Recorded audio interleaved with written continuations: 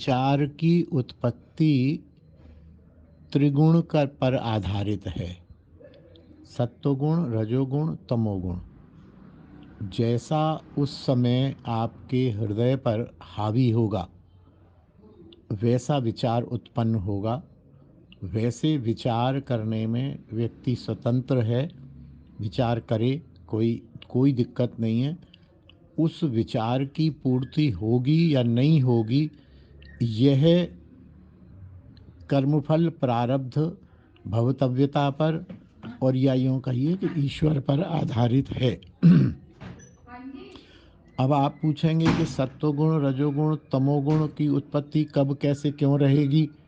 वो निर्भर करेगी भोजन पर और संग पर, दुसंग पर, सत्संग पर।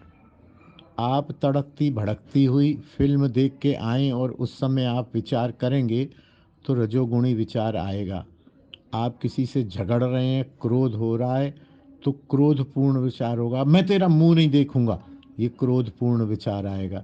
ऐसे ही भोजन यदि आप सात्विक कर रहे हैं तो सात्विक विचार आएंगे, राजसिक कर रहे हैं, तामसिक कर रहे हैं तो तामसिक विचार आएंगे। और दिन में तीनों ही गुण शरीर के अंदर, विचारों के अंदर जीव के विद्यमान रहते हैं। वो ऊपर नीचे होते रहते हैं।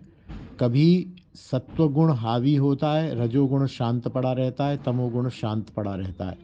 कभी रजोगुण हावी हो जाता है, सत्वगुण शांत हो जाता है।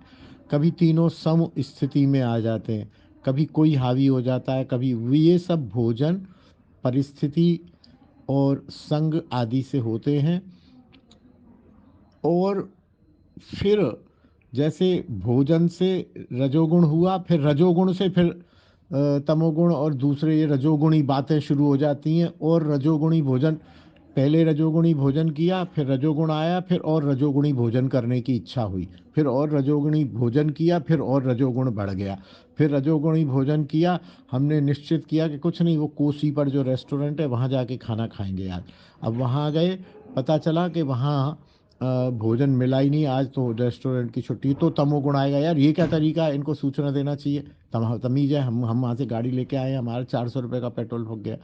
ये सब वाइस वर्सा हैं और इनको बहुत अच्छा प्रश्न किया है, इनको समझने की ज़रूरत है। राधे श्याम। बोल हरि बोल हरि